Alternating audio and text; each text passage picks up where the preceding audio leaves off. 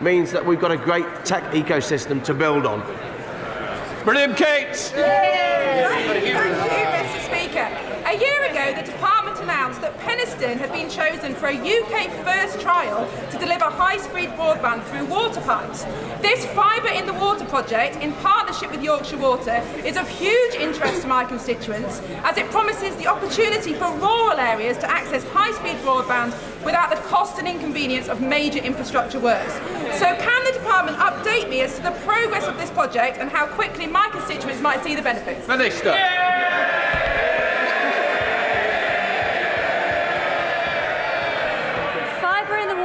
It's been a fantastic and innovative project. We expect to complete research in May, and I hope to be able to update the Honourable Lady on all the fantastic work that she's been doing on this. Before we come to Prime Minister's questions, I'd like to point out that live subtitles and the British Sign Language interpretation of proceedings are available to watch on permanentlive.tv. We start with questions to Prime Minister. Jess Phillips.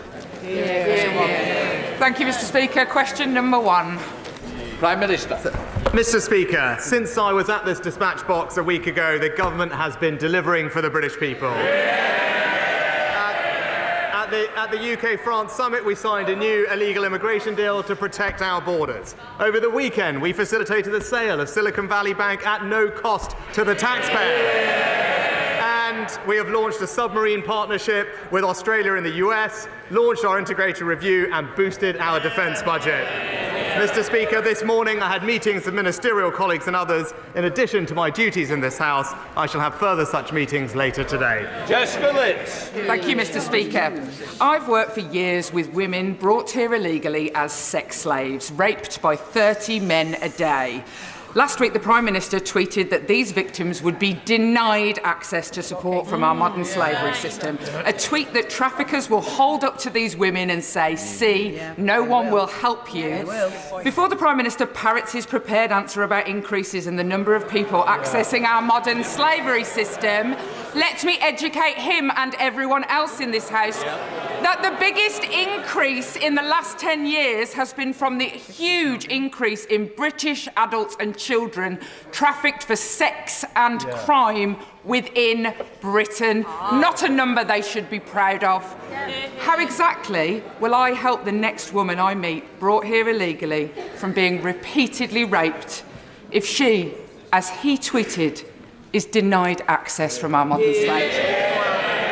Mr. Speaker, just to correct the Honourable Lady, it is actually now a minority of people in our modern slavery referral system that are from the UK. That was not the intention of the legislation when it was introduced. We have a proud record of supporting victims of modern slavery, and thousands of victims are supported every year here in the UK, and that will not change as we grip illegal immigration. Danny Kruger.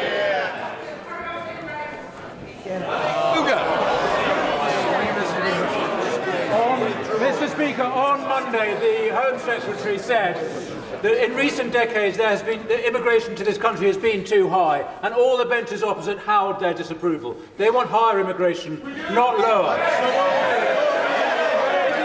Does my honourable friend agree that what we need to do is, rather than importing cheap foreign labour, we need to invest in the skills of our own young people and encourage businesses to do the same? Well, Mr. Speaker, my honourable friend is right that we do need to encourage long-term investment in the domestic workforce. We'll hear more from this in the Chancellor later this afternoon, but the Department for Work and Pensions is directing support at sectors with labour shortages like construction and social care, and our new skills boot camps are part of a dramatic rebooting of our skills system to support workers to get the skills that they need. We now come to the Leader of the Opposition, Keir Starmer. Thank you, Mr. Speaker. Last summer, the Prime Minister claimed he wanted to protect free speech and put a stop to no platforming. How's that going? So how concerned was he by last week's campaign by Tory MPs to cancel a broadcaster?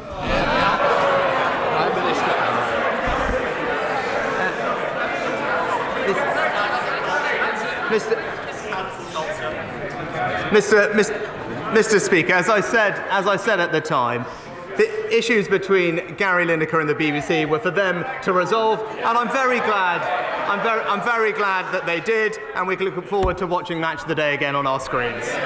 Keir Starmer. Mr. Speaker, the sight of them howling with rage over a tweet, signing green ink letters in their dozens, desperately trying to cancel a football highlight show, that should have been laughable.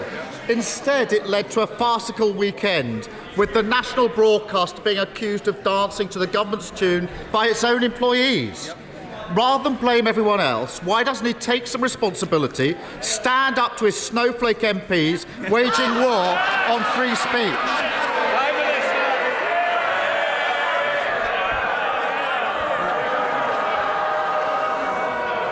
Minister. Mr. Speaker, Mr. Speaker, just the usual political opportunism from the leader of the Labour Party.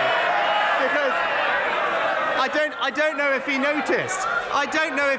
But actually first the Shadow Attorney General and then the Shadow Home Secretary actually criticised the language that had been used in the tweet. But what a surprise. He saw the chance to jump on a political bandwagon and changed his mind. Keir Starmer. So, Mr. Speaker, I'm not being funny. I think our constituents want to get to the budget. The more that you shout, the more you progress questions. So please, my constituents interested if yours aren't. Keir Starmer. Mr. Speaker, they want more of a Prime Minister who doesn't understand. You can disagree with what somebody says, but still defend their right to say it. If he doesn't understand that, we're in a real problem. Does he accept that people's concerns about the BBC have been made worse because the government chose to put a Tory donor with no broadcasting experience in charge of the BBC? Prime Minister. Mr. Speaker, as he well knows, the BBC chairman was appointed before I became Prime Minister. He was appointed. And the same applies to this side. This budget matters to the people of this country. They want to hear it. Don't keep questions going longer than need be. Prime Minister. Mr. Speaker, there was a rigorous, independent and long-established process. That appointment was supported by expert panel members as well as the cross-party DCMS Select Committee. Now, it's right. That process is being independently reviewed by the Office for Commissioner of Public Appointments, and we should allow that review to conclude. Keir Starmer. Mr. Speaker, the problem is the chair of the BBC isn't just any old Tory donor. He's so close to the Prime Minister. Order. Mr. Fabricant, I want you to be in for the budget. Cup of teas don't want to come that early. Mr. Speaker, he's no ordinary Tory donor. He's so close to the Prime Minister, he's been described as his mentor. Yeah. He helped arrange an £800,000 credit line for the former Prime Minister. A minor detail he forgot to tell the Select Committee, which scrutinised his appointment. Does the Prime Minister think that his friend's position is still tenable? Prime Minister. Well, Mr. Speaker, as I've just said, the Independent Office for Commissioner of Public Appointments is reviewing what was a rigorous independent process to appoint the chairman. Instead of prejudging and preempting that review, we should let it conclude and wait for the outcome. That is the right way to do things, and that's what the government will do. Keir Starmer. Mr. Speaker, when people with links to the Tory party somehow find themselves in senior positions at the BBC, it's important that their impartiality is seen to be beyond reproach. So has the Prime Minister received assurances that no one with links to the Tory party was lobbied by Tory MPs or involved in the decision that saw Match of the Day effectively cancelled? Prime Minister. Mr. Speaker, as I said, these are matters. These are matters for the BBC to resolve. And it's right. It's right that the BBC, as an important institution, takes its obligations to impartiality seriously. Right? I care about the integrity and impartiality of our institutions, the BBC, but also the civil service, Mr. Speaker. And it's right that those processes carry on properly. But what I would say to him on this matter, there is an independent review. It's right that that process concludes, and he would, I would hope, respect that process. He comes here today with these mealy-mouthed platitudes, pretending the actions of his party are nothing to do with him.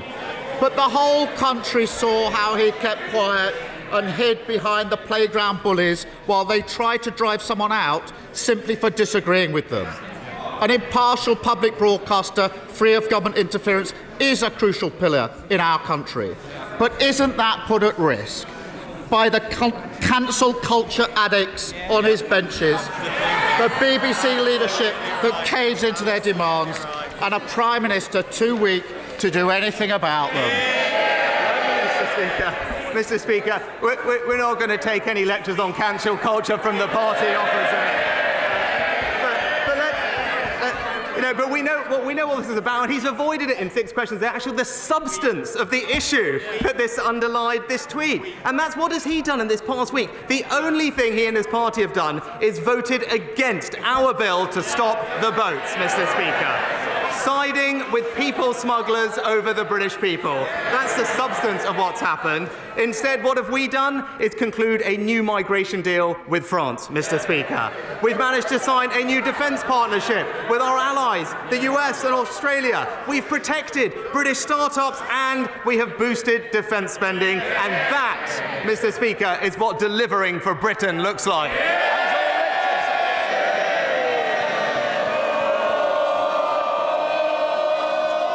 Can I just say to you, the biggest day in the House, and you want to carry on cheering? I'll tell you what, I'll be quiet. Because there is plenty of room, as I've mentioned, in the tea room for all sides. So let me say, Angela Richardson wants to get on with the questions. Angela. Thank you, Mr. Speaker. For decades, Surrey Research Park in Guildford has been home to our pioneering space sector, with Surrey Satellite Technology Limited and now Surrey Space Centre's spacecraft project, which recently received £300,000 to train and recruit dedicated space engineers and create facilities to trial space-related technology. Will my right honourable friend join with me in welcoming this investment? And when his diary allows, will he come and visit Guildford to celebrate successful local innovation and job creation? Well, I can reassure my honourable friend that we are continuing to invest in the UK's thriving space sector, including in her constituency, a new £6.5 million scheme to support high-impact projects. Space South Central, as she knows, is already the leading regional space cluster in the UK. There's more investment coming, and I look forward to either visiting myself or the Minister of State for Science, Innovation and Technology to make sure that her companies get the recognition they deserve. SNP leader Stephen Flynn. Mr. Speaker, on Monday, as households in Scotland were awakening to freezing temperatures, they were met with the news that the electricity grid had been upgraded in order to meet the power demands of the Prime Minister's new swimming pool. So may I ask him, was it whilst he was taking a leisurely dip that he decided to leave households drowning in their energy bills? Prime Minister. Mr. Speaker, thanks to the actions of this government, what we have provided is over £1,300 to help families with their energy bills over the last year. Now, I won't want to preempt what the Chancellor is going to say later, but this is a government that is committed to continuing to help people with the cost of living, and that's what you will hear later on. Stephen Flynn. You've got to wonder what planet he's on, Mr. Speaker, because for households in Scotland, energy prices haven't been frozen at £2,500. Indeed, the average bill in Scotland has been closer to £3,500, and near tripling in just under 2 years. But worse than that, the Chancellor is about to get to his feet and announce that the £400 energy rebate is about to be scrapped for everyone, not just in Scotland, but right across these aisles. So is it not the case that the Tories aren't freezing energy bills, they're looking to freeze households? Prime Minister. Mr. Speaker, actually, the government is delivering for people across the United Kingdom. Energy bills have been our priority, which is why over £1,000 of support, which is benefiting households in every part of our country. But he talks about delivery. It's now clear that we know, because of the SNP, that the trains don't run on time. The police are at breaking point.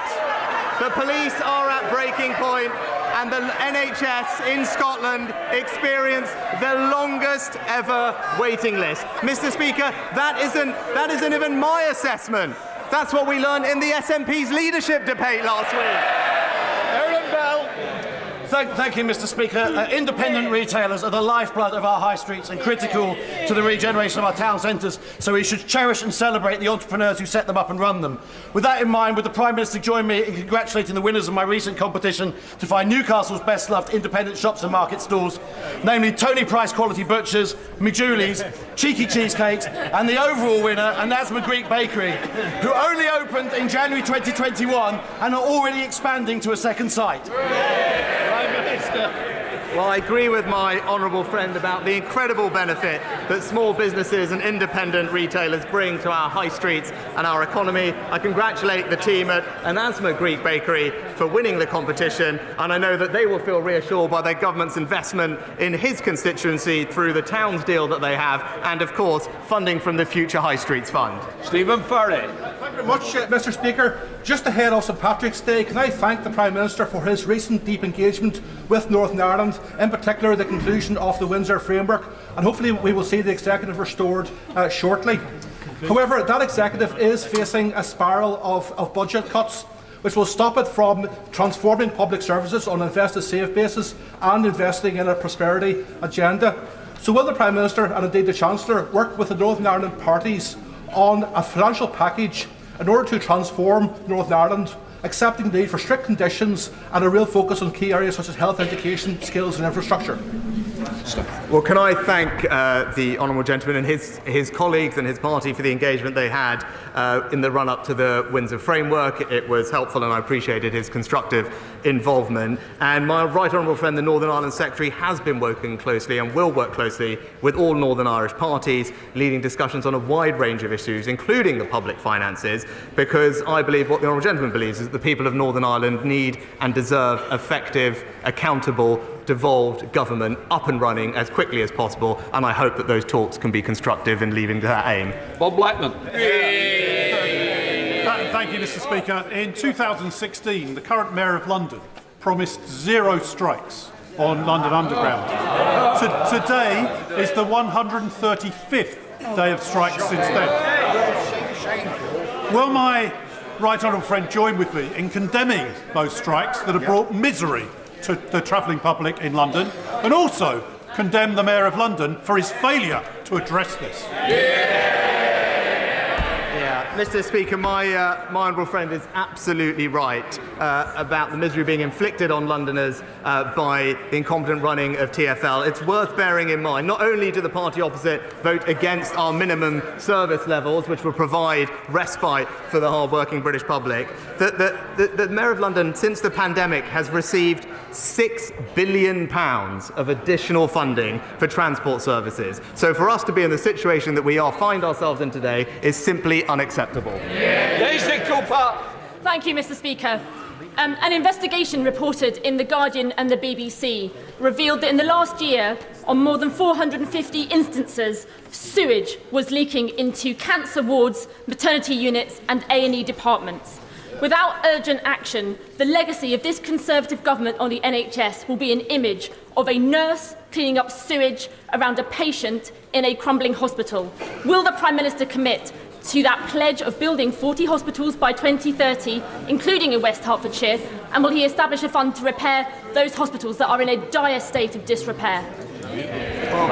Mr. Speaker, we are investing record sums in NHS capital to upgrade dozens of hospitals across the country, but in particular to build 40 new hospitals, and we are committed in particular to a new hospital scheme at West Hertfordshire Hospital NHS Trust as part of that programme, and the programme is working closely with the Trust on their plans in lines with the approach that we have taken nationally. Mark Pritchard.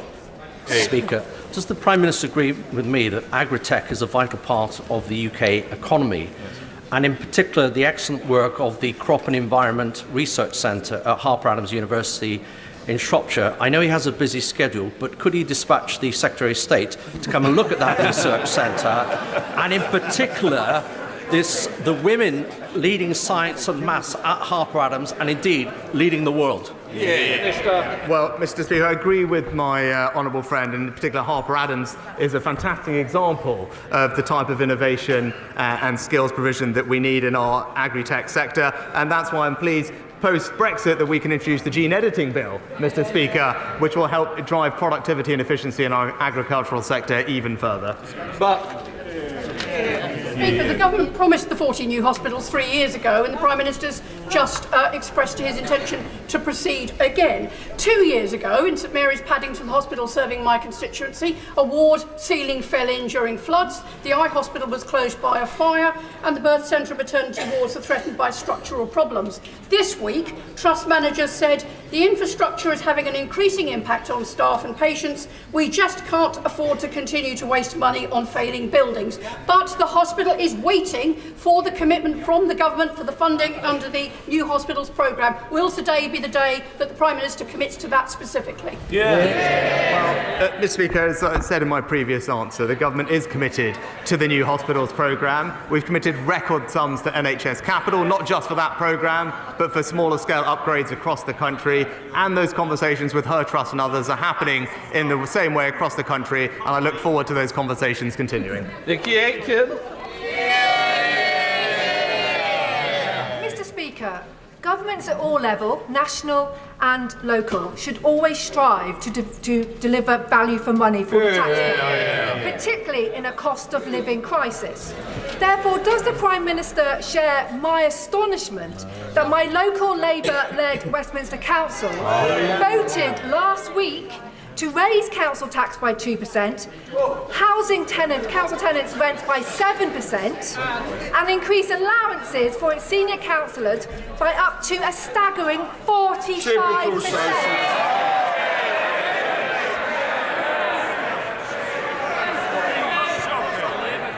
Prime Minister, you've got to answer. Well, Mr. Can I just say, Prime Minister, I don't know who's giving you the advice, but take it from the chair. Please answer. Mr. Speaker, it is disappointing to see that I think it's been just under a year that the now Labour-run Westminster Council has put its own councillors' pay ahead of everything else. I can't quite believe the figures that we heard from our honourable friend. A staggering, an eye-watering 45% pay increase when people across our country and indeed the ward are suffering cost of living pressures. It's clear, Mr. Speaker, that it's only Conservative-run councils that deliver for their residents. Thank you, Mr. Speaker. Mr. Speaker, every child in the UK is entitled to free NHS dental treatment, but with 80% of practices not accepting children as new patients, is the Prime Minister proud of his record on our children's dental health? Mr. Speaker, we're investing £3 billion in NHS dentistry, and because of the reforms to the contract, there will be about 10% more activity this year above contracted levels. There are 500 more dentists in the NHS today, but also, I think, almost a 45% increase in the amount of dental care being provided to children. Eric Thomas. Mr. Speaker, 5 years ago, £40 million of public funds were set aside for brain tumour research, but recent government figures suggest that a little as a quarter of that money has been deployed to researchers. The mechanism to distribute research funding effectively is broken. As a result, the brain tumour community has not seen the breakthroughs in treatment and survival rates that many of us believe they should have. Does my friend the Prime Minister agree with me that a unique, complex disease needs a unique response? And in what is Brain Tumour Awareness Month, will he make brain cancer a critical research priority across all cancers? Well, can I thank my honourable friend for his thoughtful and powerful question. He's absolutely right about the importance of medical research being expedited so we can deliver better care for the people who are affected. I'll make sure that he gets a meeting with the relevant minister so we can ensure that that funding gets out to the people who need it and we can bring relief to them as quickly as we can. Joanna Chung. Thank you, Mr. Speaker. With the encouragement of the British government, female prosecutors and female judges in Afghanistan stood up for the rule of law and for a more inclusive and equal nation. Those left behind are in mortal danger. Last year, I met with senior officials at the Foreign Office who were open to making a specific case for at least some of these women to be relocated to the United Kingdom. But nothing has happened since then. This dire situation requires a Prime Ministerial intervention. So I'm not asking to meet the Prime Minister's officials or his ministers. I'm asking him directly, will he meet with me to see what we can do for these women? Prime Minister. I'm very happy to meet with the Honourable Lady, and she will know that we take our obligations to those who helped and served in Afghanistan extremely seriously, both through the ARAP scheme and the ACRS scheme. We have already brought 20,000 refugees from Afghanistan to the UK. We've worked closely with the UNHCR and others on those legal routes, but I'd be happy to meet with her to ensure that we're targeting our compassion, our generosity on the people who most need it and not those who are coming here illegally. Caroline Nansen. Mr. Speaker, at the height of the pandemic, centre-assessed grades allowed our young people to move forward with their lives. Lara, my very brave young constituent, is now battling cancer and will not sit the GCSE exams she has worked so hard for, and could be left with only a certificate of recognition. In exceptional circumstances such as these, why can't the same principle apply? Would my right honourable friend, the Prime Minister, look compassionately at this situation? Prime Minister. Start by sending my best wishes to Lara and thanking my honourable friend for raising her case in Parliament. Of course, it's incredibly upsetting and challenging for children and young people to be diagnosed with a serious illness, and especially so close to their exams. Now, there are allowances that are made, and in the first instance, students will speak to their school or their college to make those reasonable adjustments, but I'll be happy to make sure that we work with my honourable friend to find a resolution in Lara's case. Dr. Rupahat. Mr. Speaker, I welcome the PM's numeracy drive, but did he know that some 7.1 million adults in England are functionally illiterate? It's often diagnosed late in life, like with TV's J Blades, if at all.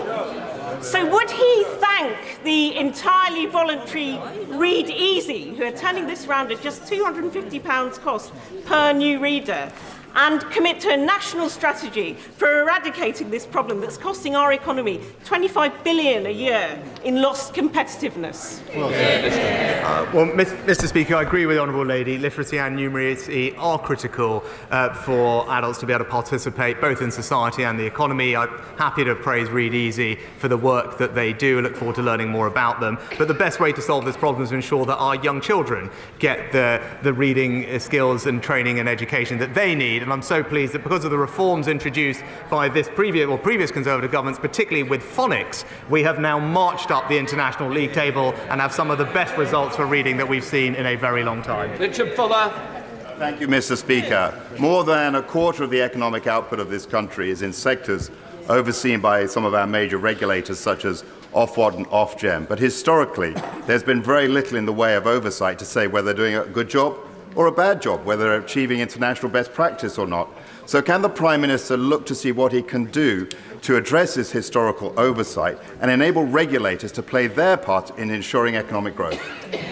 Well, Mr. Speaker, as always, my honourable friend makes a very thoughtful point, and he's absolutely right about the importance of our regulators in driving growth, competitive investment in our economy. I know the Chancellor will have something to say on this later on, but he should rest assured that we will keep at it to make sure that there is accountability and oversight of our regulators. We all want to see more growth in our economy, and they need to play their part in delivering it. Reb Stringer.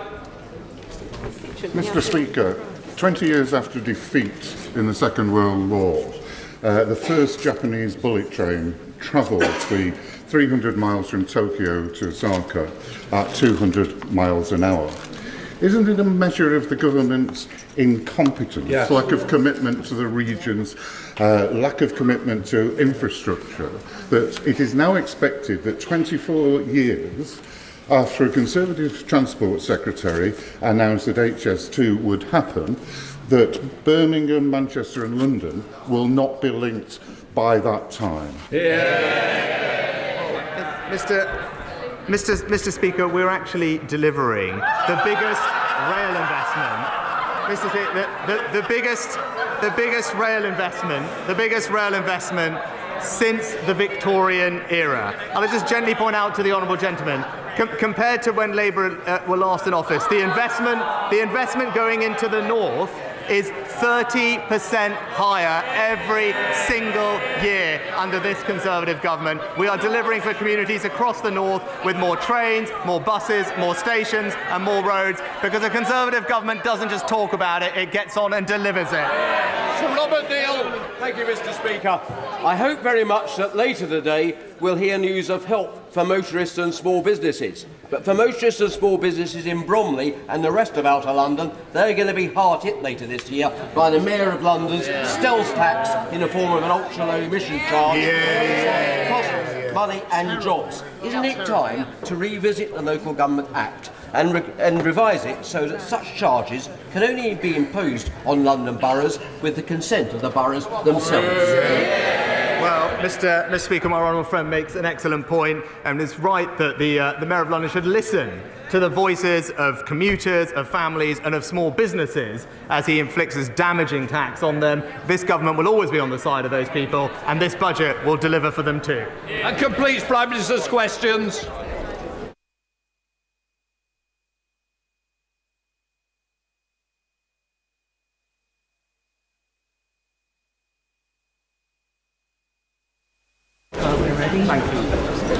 Order! Order! Before I call the Chancellor of the Exchequer, I have to remind honourable members that copies of the budget resolutions will be available to them from the vote office in Members' Lobby at the end of the Chancellor's statement and, of course, online. It might also be helpful for some people who are following our proceedings to know that British Sign Language interpretation of the statement, which will continue until the end of the speech of the spokesman for the Scottish National Party, is available to watch on parliamentlive.tv advert. Live subtitling will also be available for the Chancellor's speech and the remainder of today's debate. I hardly need remind honourable members, but I will do for good measure, that they may not make interventions during the Chancellor's statement, nor indeed during the replies of the Leader of the Opposition, or even of the spokesman for the Scottish National Party. Call the Chancellor of the Exchequer.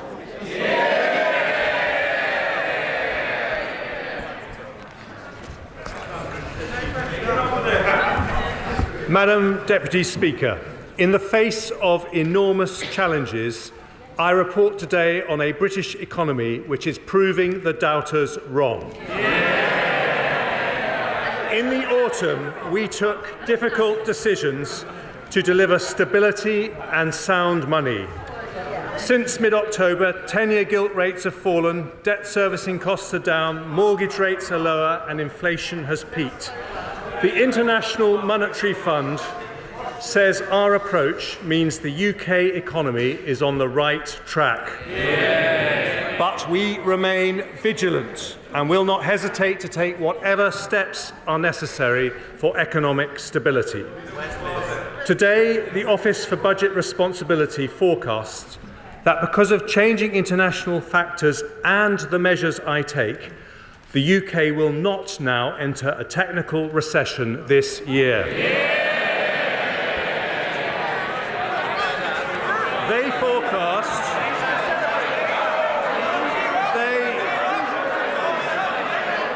forecast we will meet the Prime Minister's priorities to halve inflation, reduce debt and get the economy growing. Yeah. We are following the plan and the plan is working. Yeah. But that's not all we've done. In the face of a cost of living crisis, we have demonstrated our values by protecting struggling families with a £2,500 energy price guarantee, one-off support and the uprating of benefits with inflation. Taken together, these measures are worth £94 billion over this year and next, one of the largest support packages in Europe. That averages, Madam Deputy Speaker, over £3,300 of cost of living help for every household in the country. Today, we deliver the next part of our plan, a budget for growth. Yeah. Not just the growth that comes when you emerge from a downturn, but long-term, sustainable, healthy growth that pays for our NHS and schools, finds jobs for young people and provides a safety net for older people, all whilst making our country one of the most prosperous in the world. Prosperity with a purpose, and that is why growth is one of the Prime Minister's 5 priorities for our country.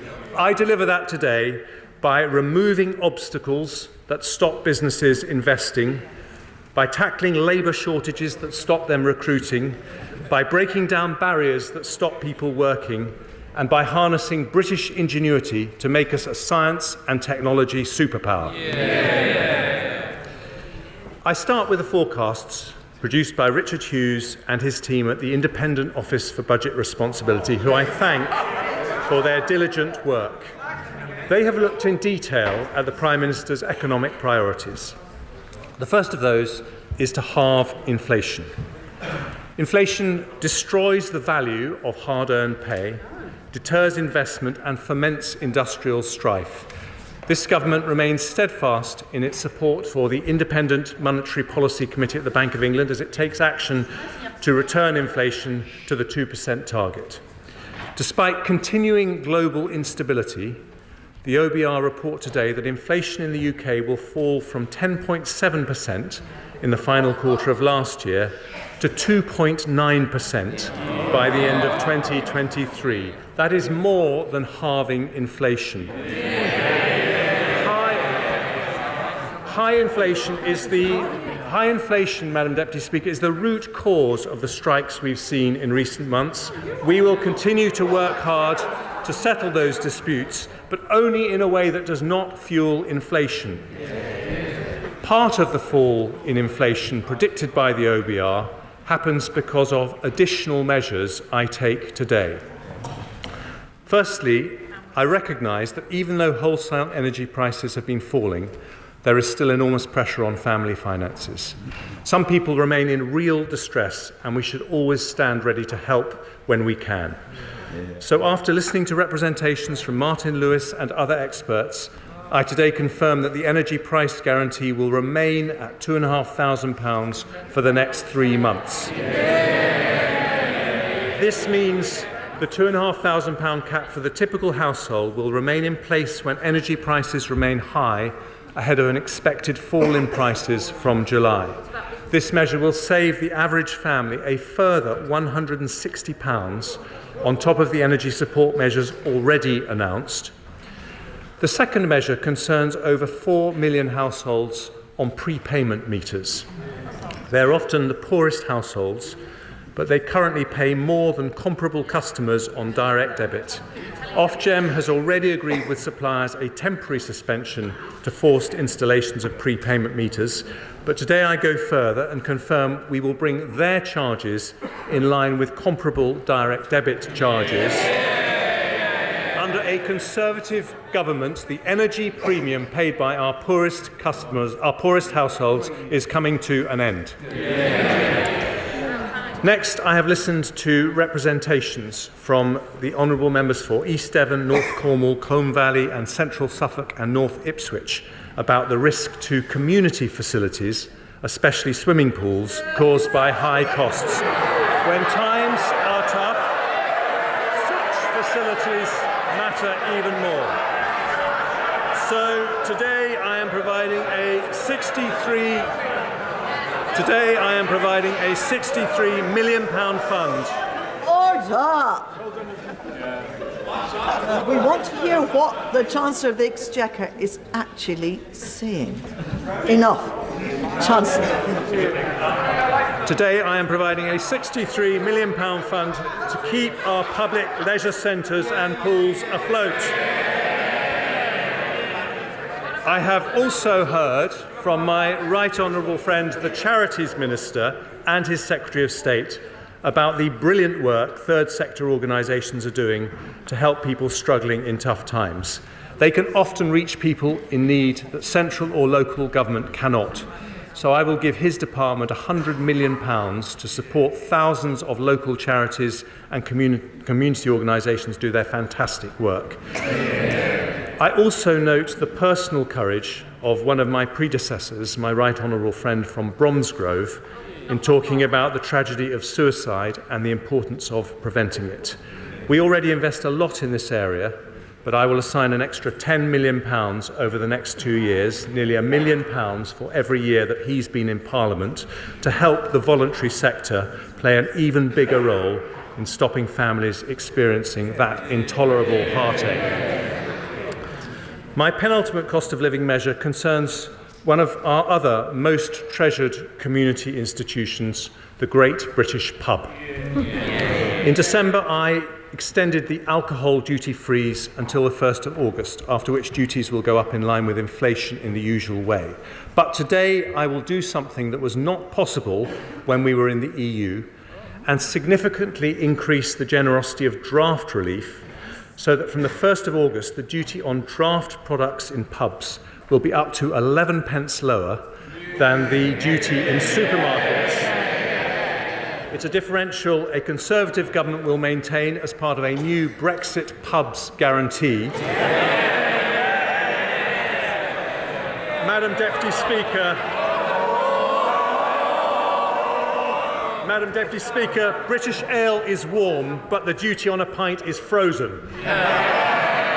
And even better, thanks to the Windsor framework negotiated by my right honourable friend the Prime Minister, that change will now apply to every pub in Northern Ireland. And finally, Madam Deputy Speaker, I've heard the representations from the Honourable Member for Stoke-on-Trent North, my right honourable friend for Witham, and my right honourable friend from South Thanet and the Sun newspaper about the impact on motorists of the planned 11 pence rise in fuel duty. I noticed the party opposite call for a freeze on this duty.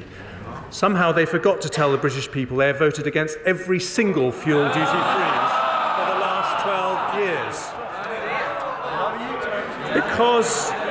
Because inflation remains high, I have decided now is not the right time to uprate fuel duty with inflation or increase the duty. So here's what I'm going to do. For a further 12 months, I'm going to maintain the 5p cut and I'm going to freeze fuel duty too. That saves the average driver £100 next year and around £200 since the 5p cut was introduced. Our energy price guarantee, fuel duty and duty on a pint all frozen in today's budget. That doesn't just help families, it helps the economy too, because their combined impact reduces CPI inflation by nearly 0.75% this year, lowering inflation when it is particularly high. I now turn to the Prime Minister's second priority, which is to reduce debt. Here too, our plan is on track. Underlying debt is forecast to be 92.4% of GDP next year, then 97.3%, 94.6%, 94.8% before falling to 94.6% in 27-28. We are meeting the debt priority. And with a buffer of £6.5 billion, it means we are meeting our fiscal rule to have debt falling as a percentage of GDP by the 5th year of the forecast. As a proportion of GDP, our debt remains lower than the USA, Canada, France, Italy and Japan. And because of the decisions I take today and the improved outlook for public finances, underlying debt in 5 years' time is now forecast to be nearly 3 percentage points of GDP lower than it was in the autumn. That means more money for our public services and a lower burden for future generations, deeply held conservative values which we put into practice today. At the autumn statement, I also announced that public sector net borrowing must be below 3% of GDP over the same period. The OBR confirmed today that we're meeting that rule with a buffer of £39.2 billion. In fact, our deficit falls in every single year of the forecast, with borrowing falling from 5.1% of GDP in 23-24 to 3.2% to 2.8% to 2.2% and 1.7% in 27-28. Even better, in the final 2 years of the forecast, our current budget is in surplus, meaning we only borrow for investment and not for day-to-day spending. day-to-day departmental spending will grow at 1% a year on average in real terms after 24-25 until the end of the forecast period. Capital plans are maintained at the same level set at the autumn statement. We will uprate tobacco duty and we will freeze the gross gaming duty yield bands. We're also maintaining the starting rate for savings and ISA subscription limits, and we'll bring forward a range of measures to tackle promoters of tax avoidance schemes. Madam Deputy Speaker, taken together, today's measures lead to a slightly lower overall tax burden for the rest of the Parliament compared to the OBR's autumn forecast. Other parties run out of money, but a Conservative government is reducing borrowing and improving our public finances.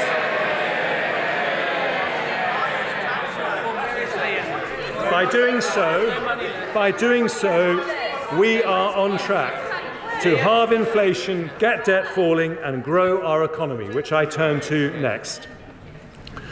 Growth, Madam Deputy Speaker, is the Prime Minister's third priority and the focus of today's budget.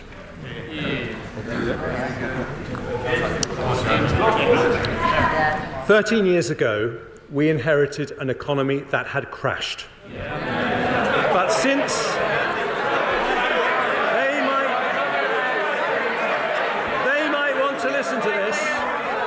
they might want to listen to this, because since 2010, we've grown more than major countries like France, Italy or Japan, about the same as Europe's largest economy, Germany. We've halved unemployment, we've cut inequality, we've reduced the number of workless households by 1 million. For the first time ever, because of rises in tax thresholds made by successive Conservative chancellors, people in our country can earn £1,000 a month without paying a penny of tax or national insurance. The party opposite opposed those tax reductions, but they have helped lift 2 million people out of absolute poverty after housing costs, including 400,000 pensioners and 500,000 children. That averages 80 pensioners and 100 children lifted out of poverty for every single day we've been in office. And today we face the future with extraordinary potential. The World Bank said that of all big European countries, we are the best place to do business. Global chief executives say that apart from America and China, we are the best country to invest in. We became the second country in the world to have a stock of foreign direct investment worth $2 trillion. And London has just pipped New York and 53 other global cities to be the best place in the world for female entrepreneurs. Declinists are wrong about our country for another reason, which is our strength in new industries that will shape this century. Over the last 13 years, under Conservative leadership, we have become the world's third trillion-dollar tech economy after the US and China. We've built the largest life sciences sector in Europe, producing a COVID vaccine that saved 6 million lives and a treatment that saved 1 million more. Our film and TV industry has become Europe's largest, with our creative industries growing at twice the rate of the economy. Our advanced manufacturing industries produce around half the world's large civil aircraft wings. And thanks to a clean energy miracle, we have become a world leader in offshore wind. Other parties talk about a green energy revolution. So I gently remind them that nearly 90% of our solar power was installed in the last 13 years, showing it's the Conservatives who fix the roof when the sun is shining.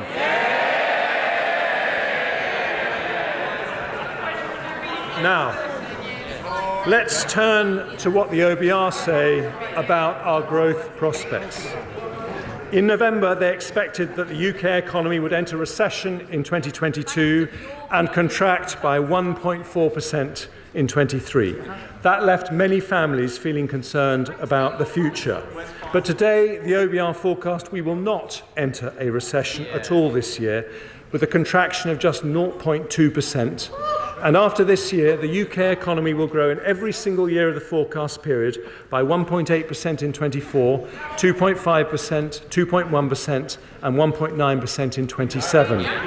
They also expect the unemployment rate to rise by less than 1 percentage point to 4.4%, with 170,000 fewer people out of work compared to their autumn forecast.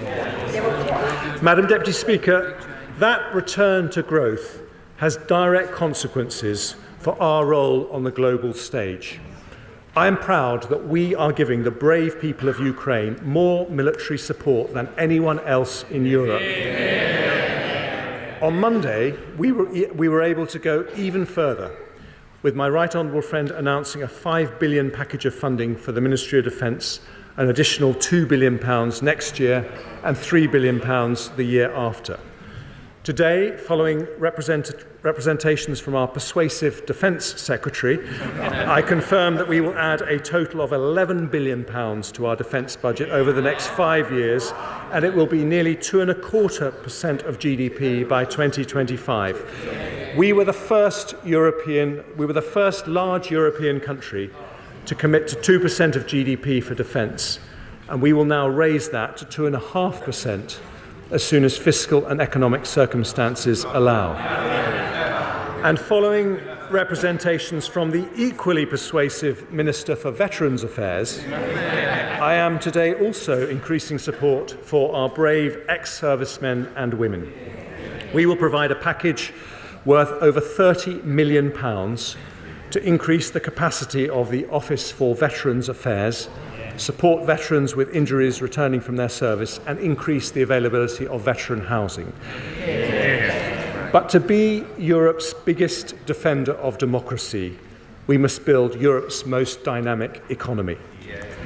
That means tackling our long-standing productivity issues, including two in particular which I address today: lower business investment and higher economic inactivity than other countries. Too often, companies struggle to recruit, and even when they do, output per employee is lower. So today I set out the 4 pillars of our industrial strategy to address these issues. Colleagues will know from my Bloomberg speech, they all conveniently start with the letter E: enterprise, employment, education, and everywhere. I start, Madam Deputy Speaker, with everywhere. Our measures, well, they may not want to level up growth across the United Kingdom, but we do. This government was elected on a mandate to level up. We have already allocated nearly £4 billion in over 200 projects across the country through the first 2 rounds of the Levelling Up Fund. A third round will follow. Since we started focusing on levelling up, 70% of the growth in salaried jobs has come from outside London and the South East. And today we take further steps. Canary Wharf and the Liverpool Docks were 2 outstanding regeneration projects that happened under a previous Conservative government. I pay tribute to Lord Heseltine for making them happen because they transformed the lives of thousands of people. They showed what's possible when entrepreneurs, government and local communities come together. So today I announce that we will deliver 12 new investment zones, 12 potential Canary Wharfs. In England, we've identified the following areas as having the potential to host one: West Midlands, Greater Manchester, the North East, South Yorkshire, West Yorkshire, East Midlands, Teesside, and once again Liverpool. There will also be at least one in each of Scotland, Wales, and Northern Ireland. To be chosen, each area must identify a location where they can offer a bold and imaginative partnership between local government and a university or research institute in a way that catalyses new innovation clusters. If the application is successful, they'll have access to £80 million of support for a range of interventions, including skills, infrastructure, tax reliefs, and business rates retention.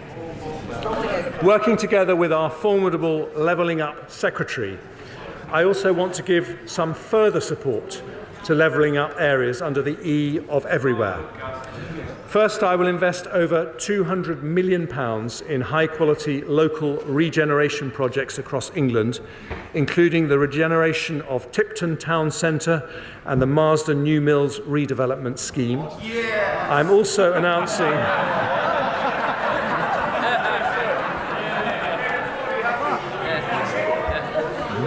announcing a further £161 million for regeneration projects in mayoral combined authorities and the Greater London Authority, and I will make over £400 million available for new levelling up partnerships in areas that include Redcar and Cleveland, Blackburn, Oldham, Rochdale, Mansfield, South Tyneside and Basset Law.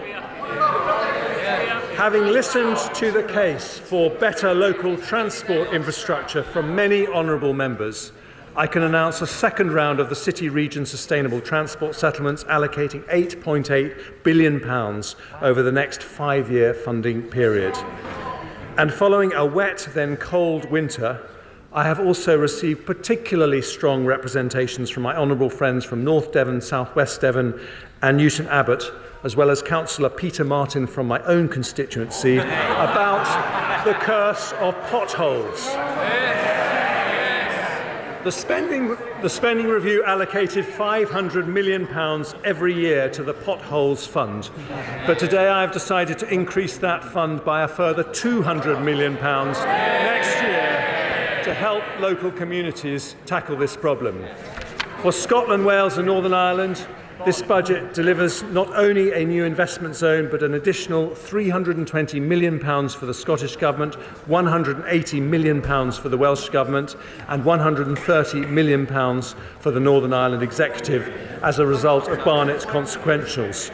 On top of which in Scotland I can announce up to £8.6 million of targeted funding for the Edinburgh Festivals, as well as £1.5 million funding to repair the Clodagh Bridge. I will provide £20 million of funding for the Welsh Government to restore the Holyhead Breakwater, and in Northern Ireland I'm allocating up to £3 million to extend the Tackling Paramilitarism programme and up to £40 million to extend further and higher education participation. But, Madam Deputy Speaker, for levelling up to truly succeed, we need to unleash the civic entrepreneurship that's only possible when elected local leaders are able to fund and deliver solutions to their own challenges. That means giving them responsibility for local economic growth and the benefit from the upside when it happens. So this government will consult on transferring responsibilities for local economic development from local enterprise partnerships to local authorities from April 24. I will also boost mayors' financial autonomy by agreeing multi-year single settlements for the West Midlands and Greater Combined Manchester Authority in the next spending review, something I intend to roll out for all mayoral areas over time. I've also agreed a new long-term commitment so that they can retain 100% of their business rates, something I also hope to expand to other areas. Investment zones, regeneration projects, levelling up partnerships, local transport infrastructure and business rates retention, more control for local communities over their economic destiny, so we will level up wealth and opportunity everywhere. Today's priority is the Prime Minister's promise to grow the economy. We've talked about making that growth happen everywhere, so I now move on to my second E, enterprise. We need to be, well, this has never been something of interest to the Labour Party, but for Conservatives, we won't rest until we are Europe's most dynamic enterprise economy. And under a Conservative government, that is exactly what's been happening. Since 2010, we have 1 million more businesses in the UK, a bigger increase than Germany, France or Italy. But I want another million and another million after that. So today I bring forward enterprise measures in these three areas to lower business taxes, reduce energy costs and support our growth industries. So let's start with business taxation. Conservatives know the importance of a competitive tax regime. We already have lower levels of business taxation than France, Germany, Italy or Japan. But I want us to have the most pro-business, pro-enterprise tax regime anywhere.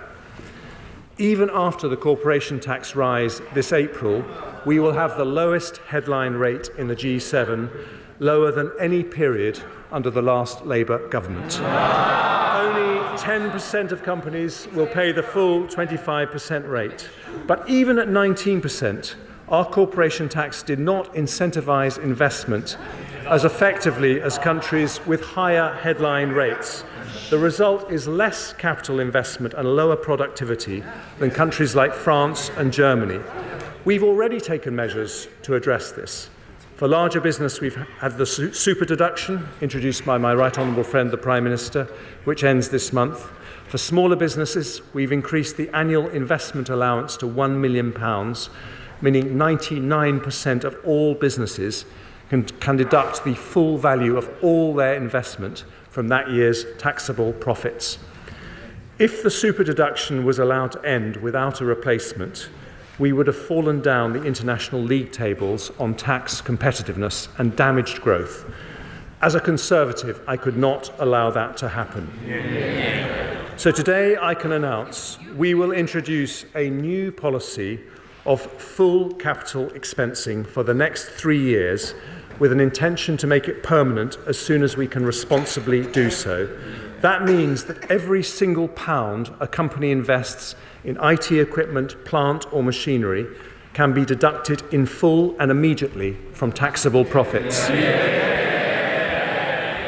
It is a corporation tax cut worth an average of £9 billion a year for every year that it's in place.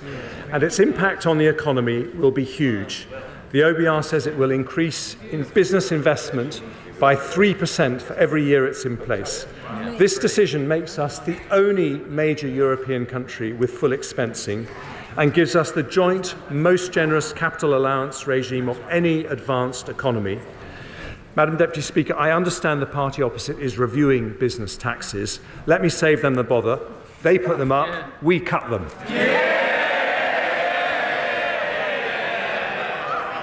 I also want to make our taxes more competitive in our life science and creative industries sectors. In the autumn, I said I'd return with a more robust R&D tax credit scheme for smaller research-intensive companies. So today, I'm introducing an enhanced credit, which means that if a qualifying small or medium-sized business spends 40% or more of their total expenditure on R&D, they'll be able to claim a credit worth £27 for every £100 they spend. That means an eligible cancer drug company spending £2 million on research and development will receive over £500,000 to help them develop breakthrough treatments. It's a £1.8 billion package of support, helping 20,000 cutting-edge companies who day by day are turning Britain into a science superpower. And this government's audio-visual tax reliefs have helped make our film and TV industry the biggest in Europe. Only last month, Pinewood announced an expansion which will bring another 8,000 jobs to the UK. To give even more momentum to this critical sector, I'll introduce an expenditure credit with a rate of 34% for film, high-end television and video games, and 39% for the animation and children's TV sectors. I'll maintain the qualifying threshold for high-end television at £1 million.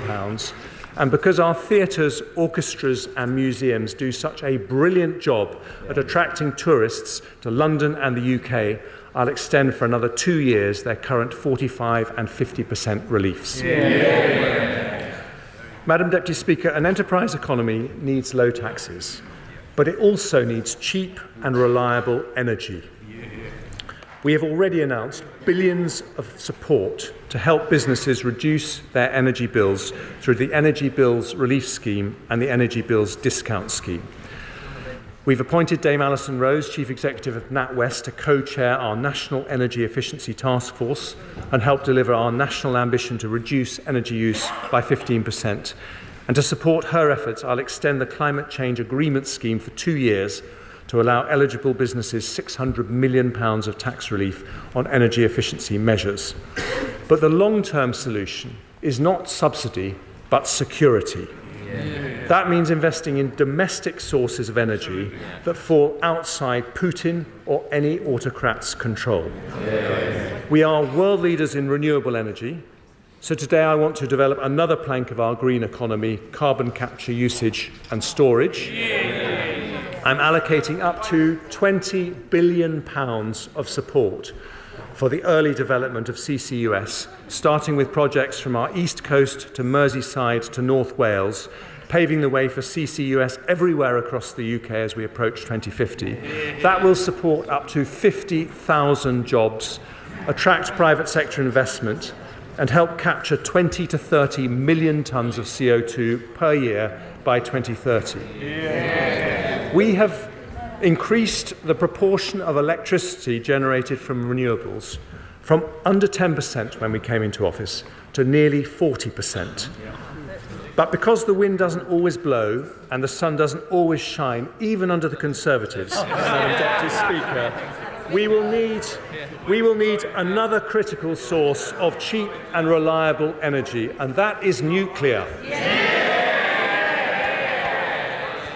Now, there have been no more powerful advocates for this than the Honourable Member for Innismon, Copeland, Hartlepool and Workington. They rightly say that increasing nuclear capacity is vital to meet our net zero obligations. So to encourage private sector investment into our nuclear programme, I today confirm that, subject to consultation, nuclear power will be classed as environmentally sustainable in our green taxonomy.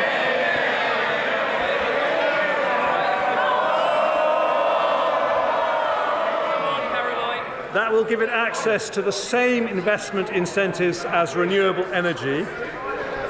And alongside that will come more public investment. In the autumn statement, I announced the first state-financed investment in nuclear for a generation, a £700 million investment in Sizewell C. Today, I can announce two further commitments to deliver our nuclear ambitions. Firstly, following representations from our energetic Energy Security Secretary, I am announcing the launch of Great British Nuclear, which will bring down costs and provide opportunities across the nuclear supply chain to help provide 1/4 of our electricity by 2050. And secondly, it's so good to hear Labour in favour of nuclear energy.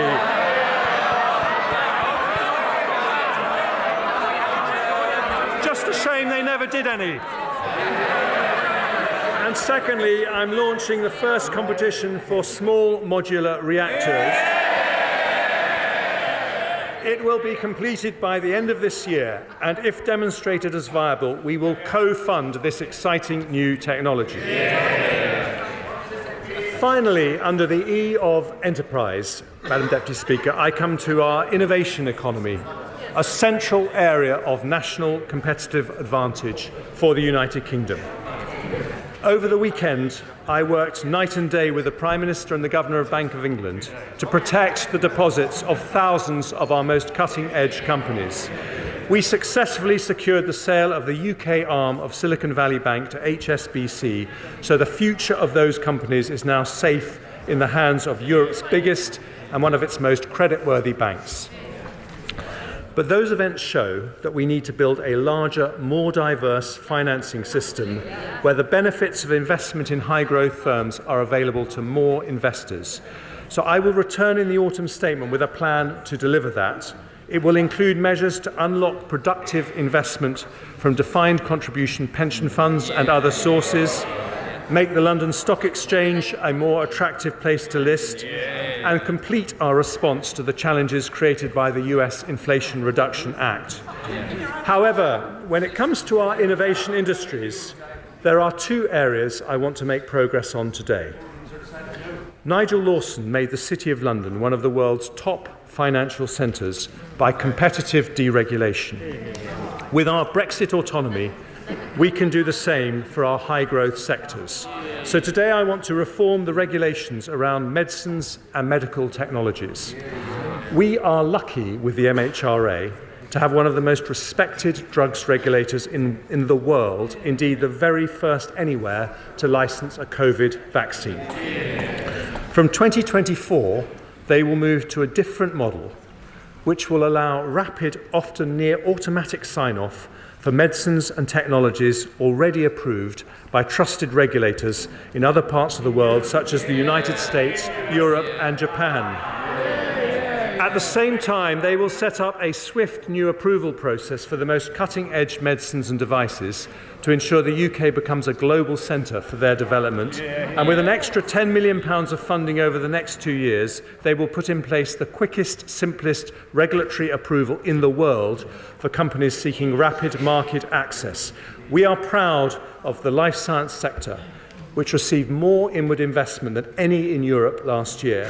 Today's change will make the UK an even more exciting place to invest, using our Brexit freedoms and speeding up access for NHS patients to the very newest drugs. Today, with our talented Science, Innovation and Technology Secretary, I also take measures to strengthen our position in artificial intelligence, where the UK hosts 1/3 of all European companies. I'm accepting all 9 of the digital technology recommendations made by Sir Patrick Vallance in the review I asked him to do in the autumn statement. That means I can report to the House that we will launch an AI sandbox to trial new, faster approaches to help innovators get cutting-edge products to market. We'll work at pace with the Intellectual Property Office to provide clarity on IP rules so that generative AI companies can access the material they need. And we'll ask Sir Patrick's successor, Dame Angela McLean, to report before the summer on options around the growth duty for regulators. Because AI needs computing horsepower, I today commit around £900 million of funding to implement the recommendations of the Independent Future of Compute review for an exascale computer. The power needed by AI's complex algorithms can also be provided by quantum computing.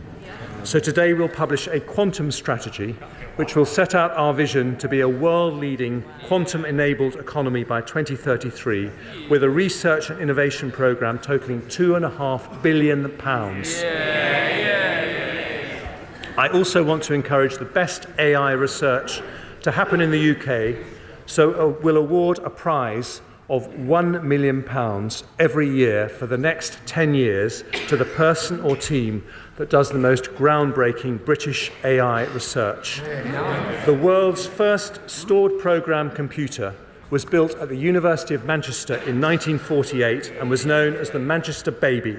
75 years on, the baby has grown up, so I will call this new National AI Award the Manchester Prize in its honour. Madam Deputy Speaker, we want the UK to be the best place in Europe for companies to locate, invest and grow. So today's enterprise measures strengthen our technology and life science sectors, invest in energy security, and for 3 years, but I hope permanently, cut corporation tax by £9 billion a year to give us the best investment incentives of any advanced economy.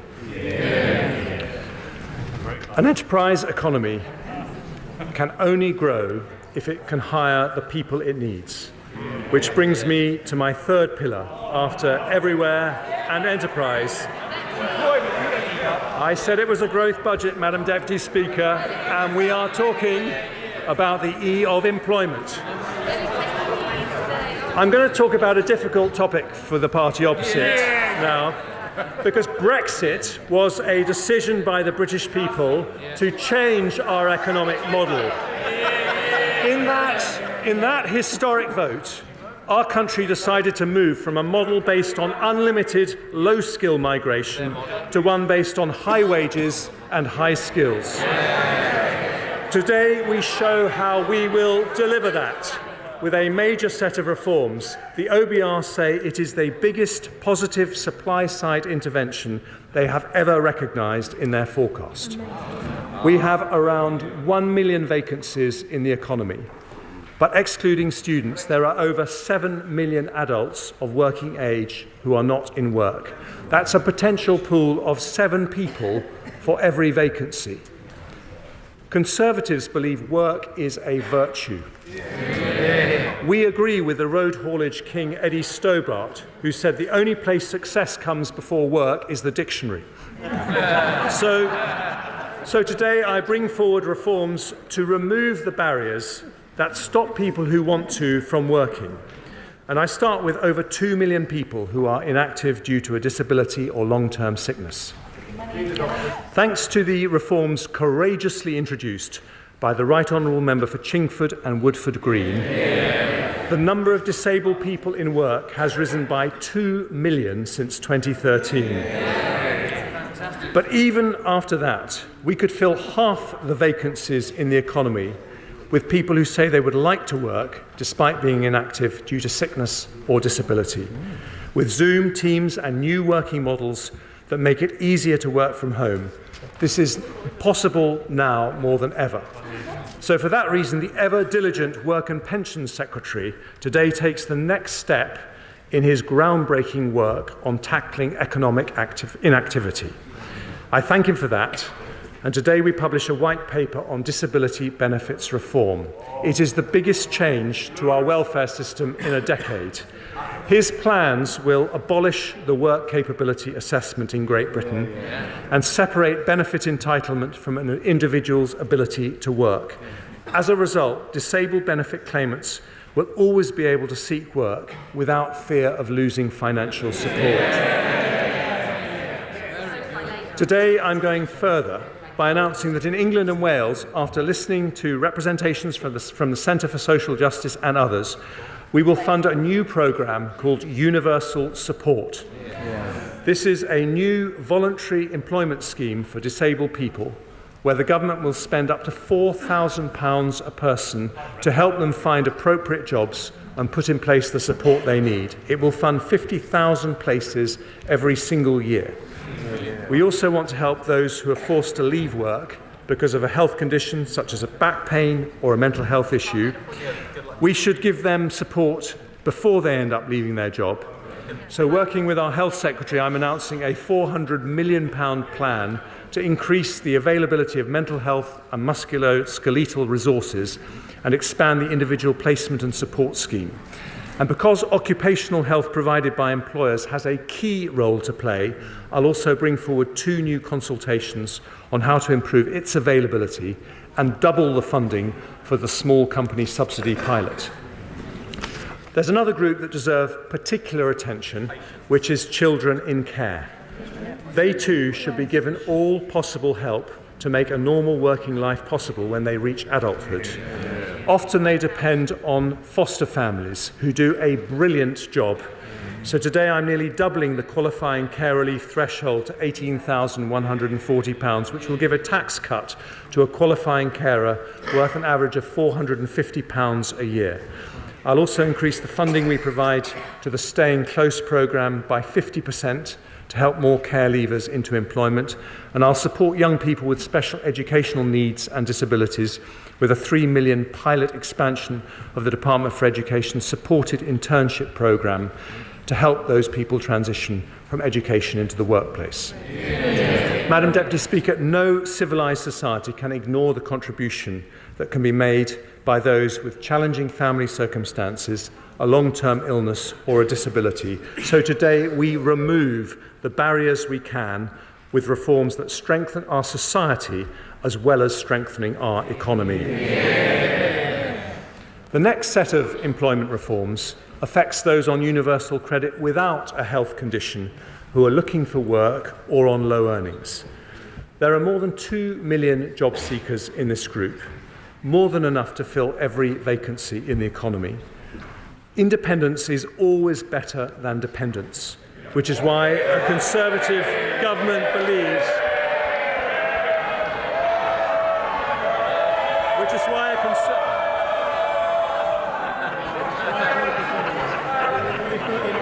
with some exceptions, Madam Deputy Speaker. Independence is always better than dependence, which is why a Conservative government believes those who can work should. So sanctions will be applied more rigorously to those who fail to meet strict work search requirements or choose not to take up a reasonable job offer. And for those working low hours, we will increase the administrative earnings threshold from the equivalent of 15 hours to 18 hours at national living wage for an individual claimant, meaning that anyone working below this level will receive more work coach support alongside a more intensive conditionality regime. The next group of workers I want to support are those aged over 50. My younger officials have termed these people older workers, although as a 56-year-old myself, I prefer the term experienced. Fully 3.5 million people of pre-retirement age over 50 are not part of the labour force, an increase of 320,000 since before the pandemic. We now have the 23rd highest inactivity rate for over 55s in the OECD. If we match the rate of Sweden, we would add more than 1 million people to our national labour force. Madam Deputy Speaker, I say this not to flatter you, but older people are the most skilled and experienced people we have.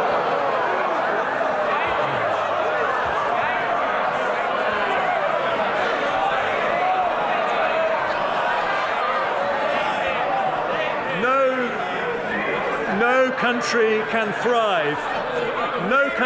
thrive if it turns its back on such a wealth of talent and ability. But for too many, turning 50 is a moment of anxiety about the cliff edge of retirement, rather than a moment of anticipation about another 2 decades of fulfilment. I know this, Madam Deputy Speaker, myself. After I turned 50, I was relegated to the backbenchers and planned for a quiet life, but instead I decided to set an example by embarking on a new career in finance. So today I take 3 steps to make it easier for those who wish to. It's going well, thank you. And today I take 3 steps to make it easier for those who wish to work longer.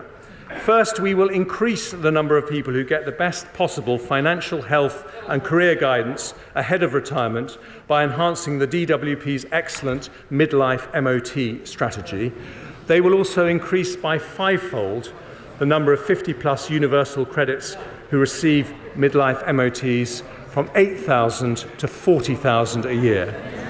Second, with my right honourable friend, the Education Secretary, who has a deep personal commitment to this area, will introduce a new kind of apprenticeship targeted at the over 50s who want to return to work. They will be called returnerships and operate alongside skills boot camps and sector-based work academies. They'll bring together our existing skills programmes to make them more appealing for older workers, focusing on flexibility and previous experience to reduce training length.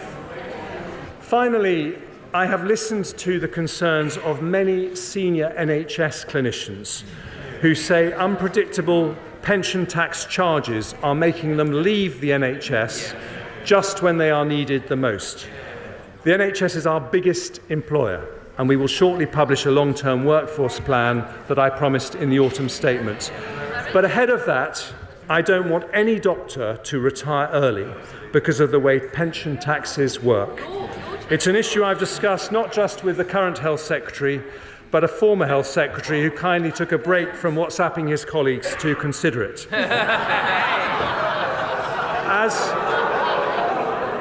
As Chancellor, I have realised the issue goes wider than doctors. No one should be pushed out of the workforce for tax reasons.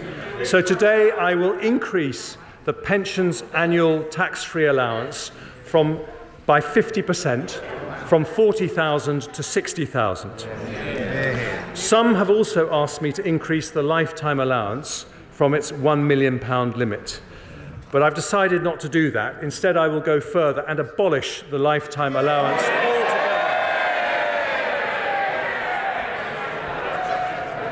It is a pension tax reform that will stop over 80% of NHS doctors from receiving a tax charge, incentivise our most experienced and productive workers to stay in work for longer, and simplify our tax system, taking thousands of people out of the complexity.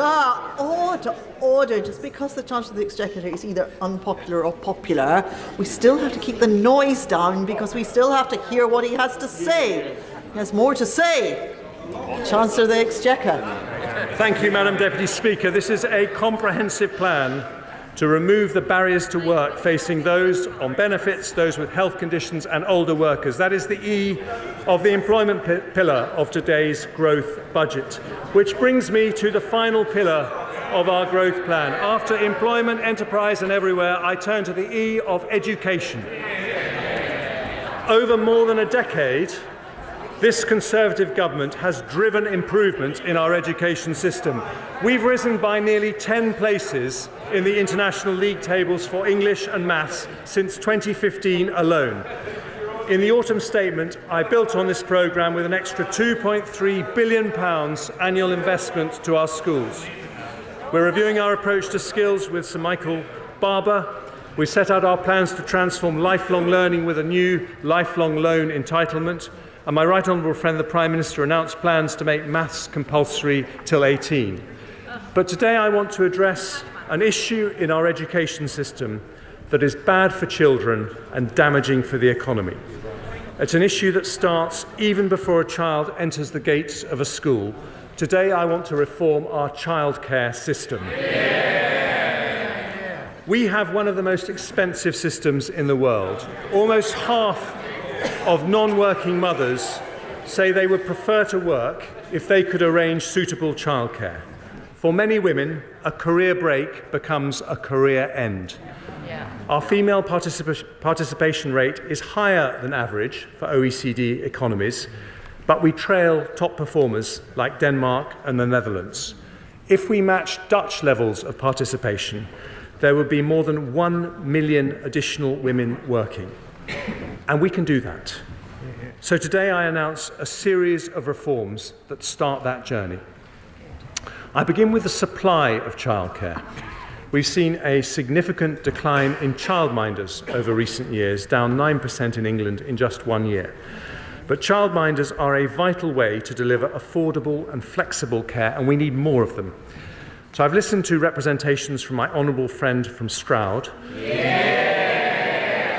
Decided to address this by piloting incentive payments of £600 for childminders who sign up to the profession, rising to £1,200 for those who join through an agency. I've also heard many concerns about cost pressures facing the sector. We know this is making it hard to hire staff and raising prices for parents, with around 2/3 of childcare providers increasing fees last year alone. So we'll increase the funding paid to nurseries providing free childcare under the Hours offer by £204 million from this September, rising to £288 million next year. That's an average of a 30% increase in the 2-year-old rate this year, just as the sector has requested. I will also offer providers more flexibility in how they operate in line with other parts of the UK. So alongside that additional funding, we will change minimum staff-to-child ratios from 1:4 to 1:5 for 2-year-olds in England, as happens in Scotland, although the new ratios will remain optional with no obligation on either childminders or parents to adopt them. I want to help the 700,000 parents on universal credit who, until the reforms I announced today, had limited requirements to look for work. Many remain out of work because they cannot afford the upfront payment necessary to access subsidised childcare. So for any parents who are moving into work or want to increase their hours, we will pay the childcare costs up front.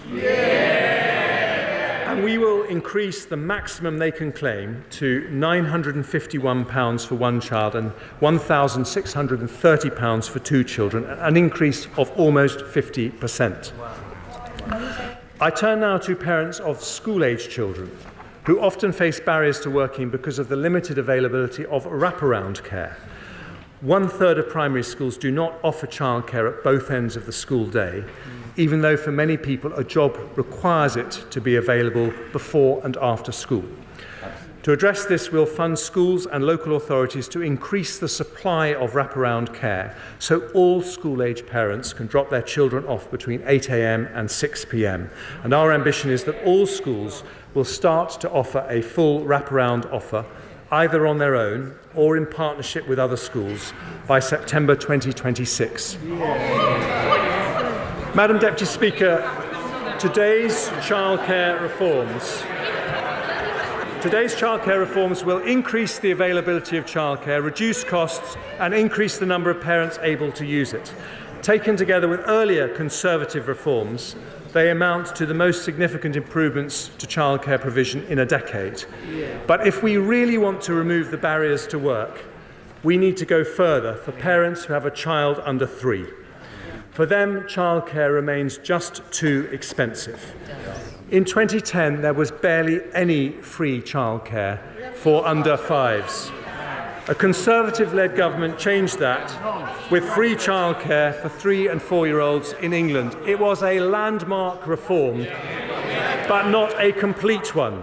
I don't want any parent with a child under 5 to be prevented from working if they want to, because it's damaging to our economy and unfair mainly to women.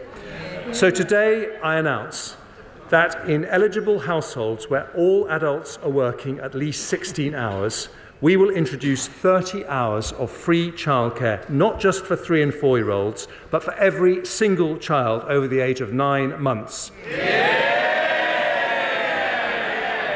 The 30-hour offer will now start from the moment maternity or paternity leave ends. It's a package worth, on average, £6,500 every year for a family with a 2-year-old child using 35 hours of childcare every week, and reduces their childcare costs by nearly 60%.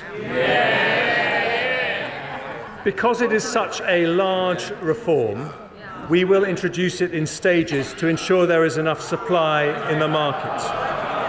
Working parents of 2-year-olds will be able to access 15 hours of free care from April 2024, helping around 500,000 parents. From September 24, that 15 hours will be extended to all children from 9 months up, meaning a total of nearly 1 million parents will be eligible. And from September 25, every single working parent of under 5s will have access to 30 hours free childcare per week. Madam Deputy Speaker. Mr. Perkins, stop it.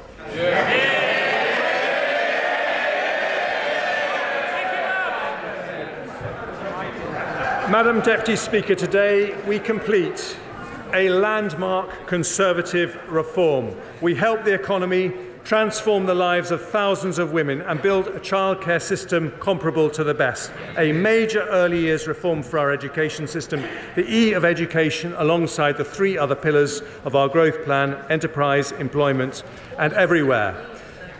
So, Madam Deputy Speaker, in November we delivered stability. Today it's growth. We tackle the 2 biggest barriers that stop businesses growing: investment incentives and labour supply. The best investment incentives in Europe, the biggest ever employment package, for disabled people more help, for older people barriers removed, for families feeling the pinch, fuel duty frozen, beer duty cut, energy bills capped, and for parents 30 hours of free childcare for all under 5s. Today we build for the future, with inflation down, debt falling and growth up. The declinists are wrong and the optimists are right. We stick to the plan because the plan is working, and I commend this statement to the House.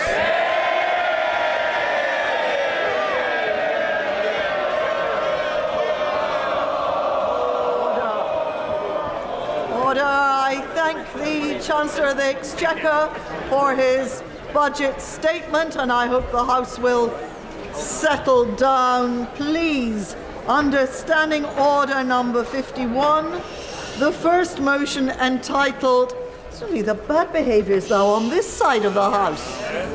I think a little bit of decorum, please, while we go through the necessary parts of the procedure. Under Standing Order number 51, the first motion entitled provisional collection of taxes must be decided without debate. Will the Chancellor of the Exchequer please move formally?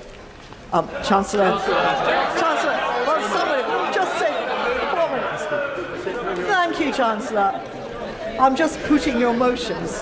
The question is that, pursuant to Section 5 of the Provisional Collection of Taxes Act 1968, provisional statutory effect shall be given to the following motions. A. Stamp duty land tax transaction funded with the assistance of a subsidy, motion number 39. B. Fuel duties accepted machines, motion number 44. C. Rates of tobacco products duty, motion number 46. D. Late payment interest value added tax, motion number 57. E. Charities value added tax, etc. Motion number 65. As many as are of that opinion, say aye. Aye. Of the contrary, no. I think the ayes have it. The ayes have it. Let us now consider the motion entitled Income Tax Charge, for it's on this motion that the debate will take place today and on the succeeding days. The questions on this motion and on the remaining motions will be put at the end of the budget debate on Tuesday, the 21st of March. So I call the Chancellor of the Exchequer to move the motion formally. Move formally. The question is that income tax is charged for the tax year 2023 to 24.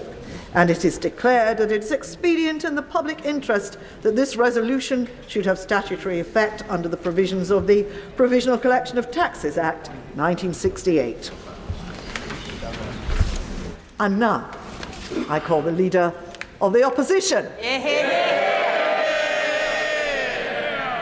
Thank you, Madam Deputy Speaker. And can I say it's good to see you back in the chair? It's looking radiant. So, for all the hype, a budget for growth that downgrades the growth forecast. His opening boast was that things aren't quite as bad now as they were in October last year after the kamikaze budget. And the more that he pretends everything is fine, the more he shows just how out of touch they are. After 13 years of his government, our economy needed major surgery. But like millions across our country, this budget leaves us stuck in the waiting room with only a sticking plaster to hand. A country set on a path of managed decline, falling behind our competitors, the sick man of Europe once again. This was a day for ambition, for bringing us together with purpose and intent, for unlocking the pride that is in every community, matching their belief in the possibilities of the future. But, Madam Deputy Speaker, after today, we know the Tory cupboard is as bare as the salad aisle in our supermarket.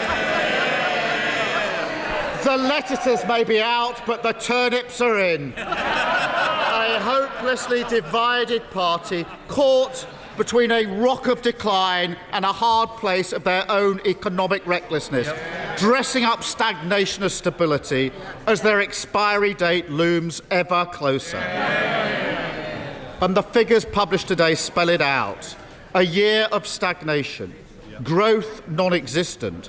According to the IMF, the worst performing country in the G7 this year. A prediction today confirmed by the OBR, and growth downgraded in years to come. This is a failure you can measure not just in the figures, but in the empty pockets of working people right across the country. 13 years without wage growth. 13 years no better off. 13 years stuck in a doom loop of lower growth, higher taxes and broken public services.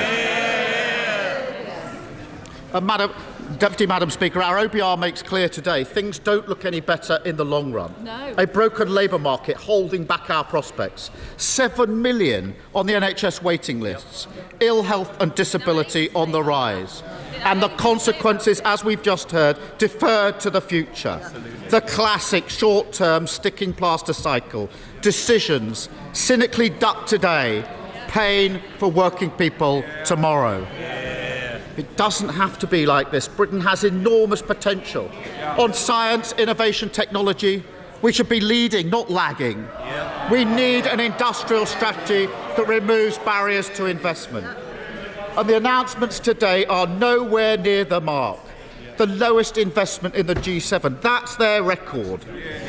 All our competitors know this. They're gearing up for an almighty race for the opportunities of tomorrow. And we've got to be on the start line, not back in the changing room, tying our laces. Now, he mentioned the war in Ukraine. And of course, on this side of the House, we stand with Ukraine and we stand with the government's response to Putin's brutality. We'll look carefully at the details of the military spending announced and we will support them. But what we cannot accept is the use of the war as a blanket excuse for failure. Our economy has weak foundation. Global crisis hit Britain more than other countries. Wages in this country are lower now in real terms than they were 13 years ago. The average French family is a tenth richer. The average German family a fifth richer. Countries which face the same pandemic, countries which face the same war. And the war didn't ban onshore wind. The war didn't scrap our home insulation scheme. The war didn't run down our gas storage facilities. They did. Decisions which hurt working people battling the cost of living crisis right now. It's been the same story for the whole 13 years. Always the sticking plaster, never the cure, and today's budget does nothing to change that.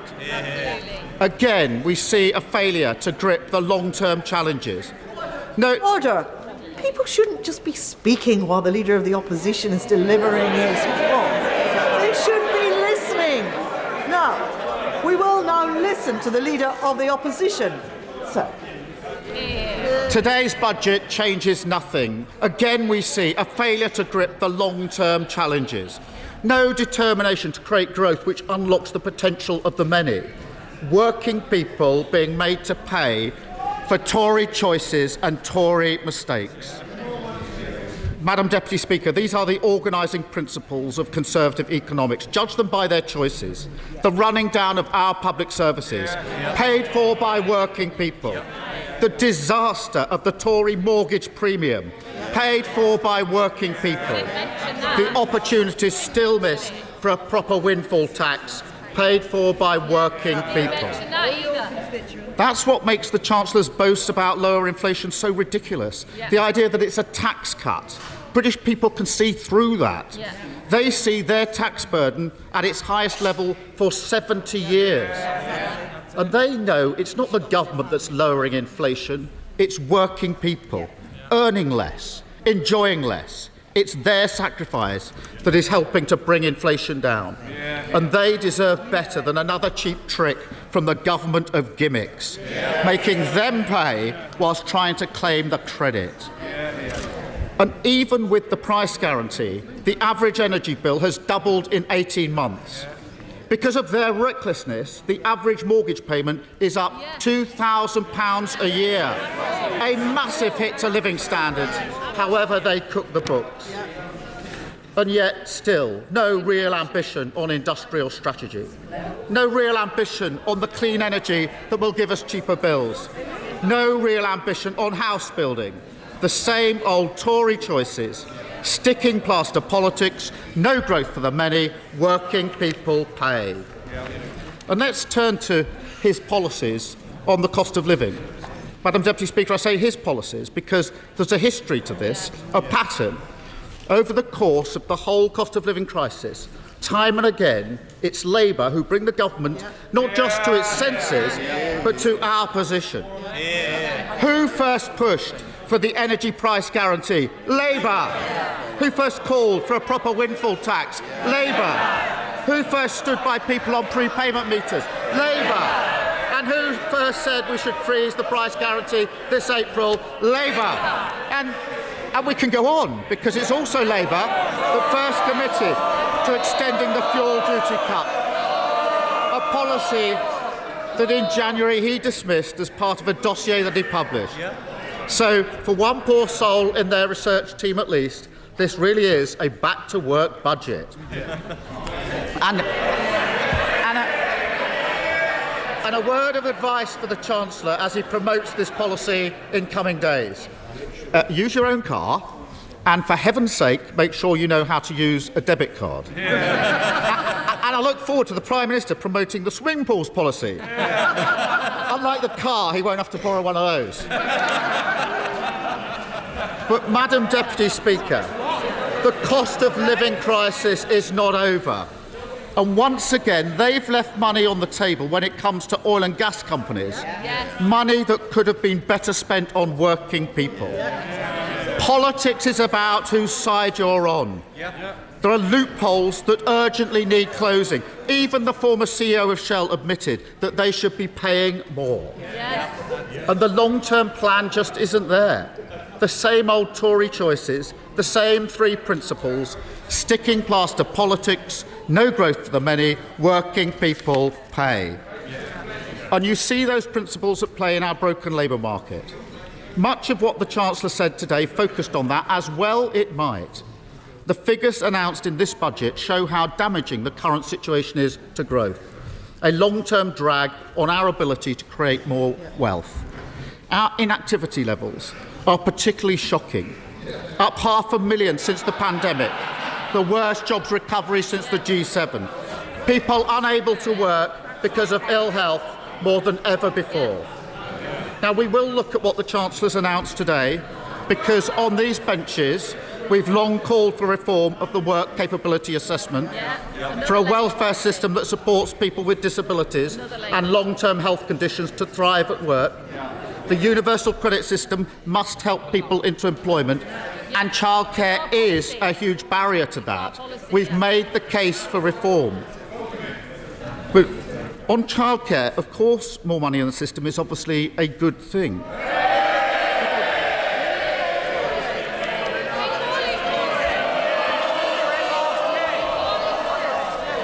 They obviously didn't listen to when he said he's actually going to do it. They won't be here. And we've seen the Tories expand so-called free hours before. And as parents up and down the country know, it's no use having more free hours if you can't access them. And it pushes the cost for parents outside the offer. That's what we've seen before. And on pensions, he made a big spending commitment, which will benefit those with the broadest shoulders, where many people are struggling to save into their pension. We needed a fix for doctors, but the announcement today is a huge giveaway to some of the very wealthiest. The only permanent tax cut in the budget is for the richest 1%. How can that possibly be a priority for this government? The truth is, our labour market is the cast-iron example of an economy with weak foundations.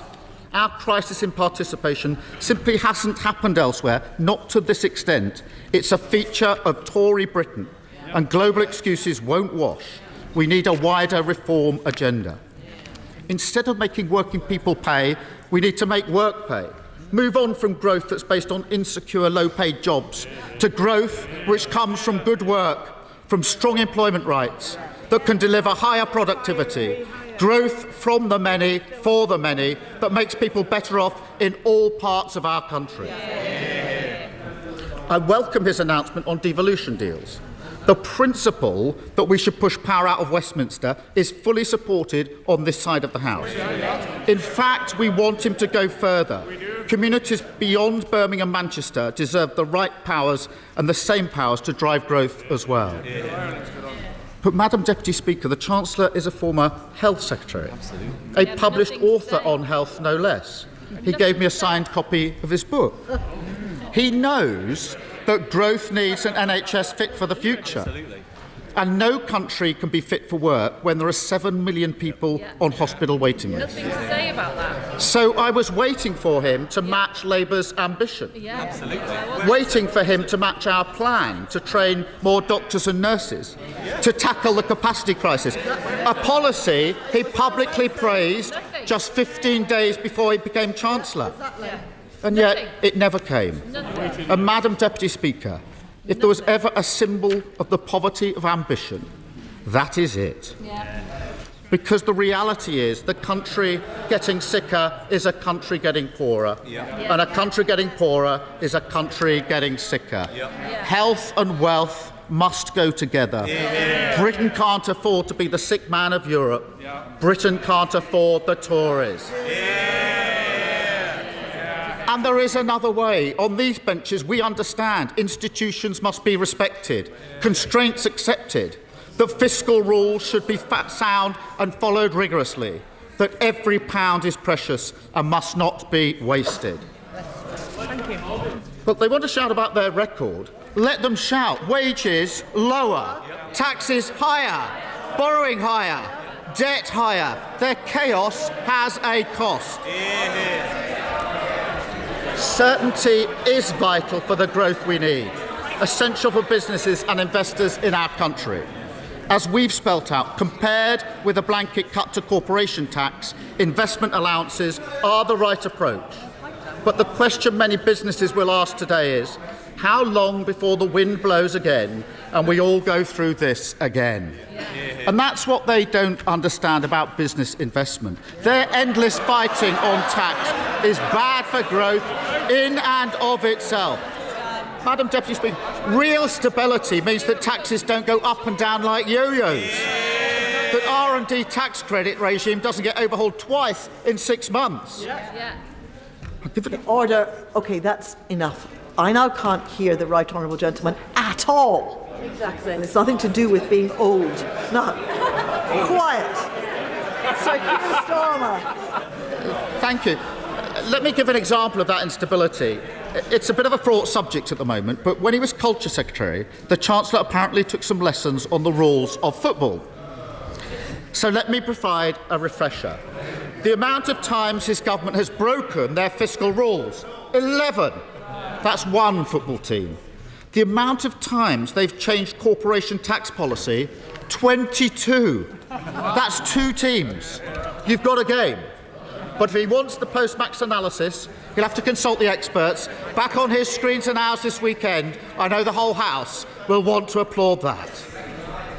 But, Madam Deputy Speaker, a budget is not just about the choices made, but the choices ignored.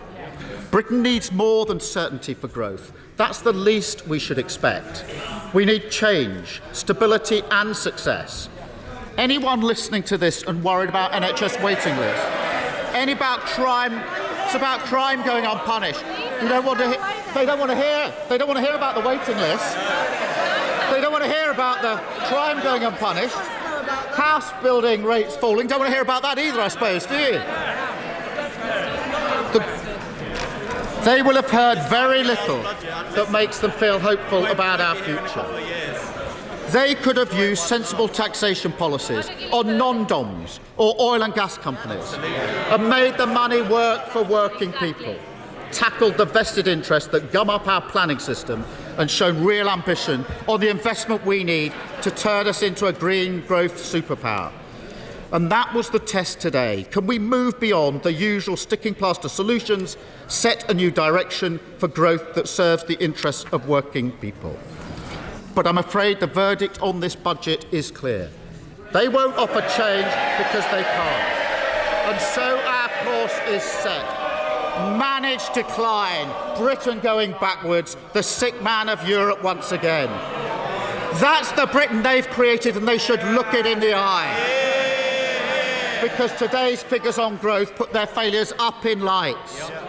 After 13 years of Tory sticking plaster politics, 13 years of no growth for the many, 13 years of being asked to pay, working people are entitled to ask, am I any better off than I was before? And after 13 years, with no excuses left, nobody left to blame, no ambition or answers, the resounding answer is no, and they know it.